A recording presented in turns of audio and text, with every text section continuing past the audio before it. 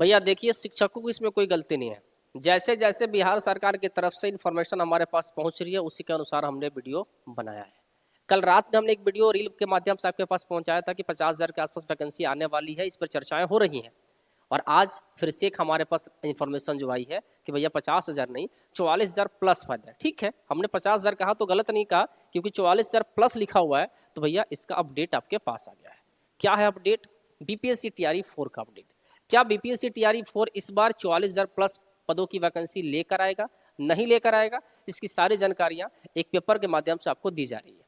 अब सरकार क्या करेगी आगे, कुछ क्या बदलाव और भी करेगी, कैसी उसकी मंशा है, कैसे परीक्षाएं होंगी, कब परीक्षाएं होंगी, इसका इन्फॉर्मेशन जैसे जैसे आएगा वैसे वैसे हम आपके पास पहुंचाएंगे। लेकिन अभी जो हमारे पास न्यूज़ है आपके लिए, वो न्यूज़ यही है जो आपके सामने दिखाई दे रहा है कि भैया शिक्षा विभाग ने सामान्य प्रशासन को रिक्तियों का ब्यौरा भेज दिया है और चौथे चरण में 44,000 शिक्षकों की बहाली होगी। कहाँ कितनी बहाली होगी इसकी भी चर्चा हम कर लेते हैं और आपको थोड़ा सा समझा भी देते हैं। समझ लीजिए ध्यान से, यहाँ जो दिया हुआ है कि भैया 44,000 शिक्षकों की नियुक्तियों की सभी जिलों ने जिलों से कक्षा 1 से 12 तक के शिक्षकों की रिक्तियां शिक्षा विभाग को मिल गई हैं। आरक्षण रजिस्टर के हिसाब से रिक्तियां क्लियर कराकर शिक्षा विभाग ने सामान्य प्रशासन विभाग को भेज भी दिया है।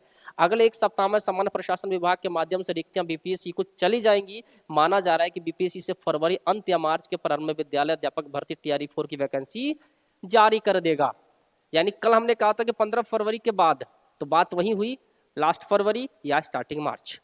जानकारी के मुताबिक कक्षा 9 से 12 तक लगभग 25,000 पद होंगे, जबकि कक्षा 1 से 8 तक लगभग 19,000 पद होंगे, ऐसा अनुमान है।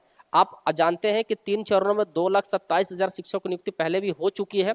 इन सब पर चर्चा हम नहीं करते, हमें मतलब नहीं है क्या हो चुका, आगे जो होने वाला है उस पर चर्चा करते हैं। ध्यान रखिएगा, बिहार की युवाओं के लिए 85% सीटें रिजर्व हुई हैं। ये तो उसी समय इन्फॉर्मेशन आ गया था जब टीआरई 4 की बात हुई थी, चुनाव के पहले। अब जुमला हो या जो हो, लेकिन आया था कि 85% बिहार के लोगों के लिए। उसमें बहुत सारा नियम भी था, हमने एक वीडियो बना के डाला भी था, उसका लिंक मैं डिस्क्रिप्शन में आपको डलवा देता हूँ, उसको देख भी लीजिएगा। मैंने एक वीडियो बना के उसको प्रॉपर डाला था कि क्या क्या नियम रहेगा किसके लिए।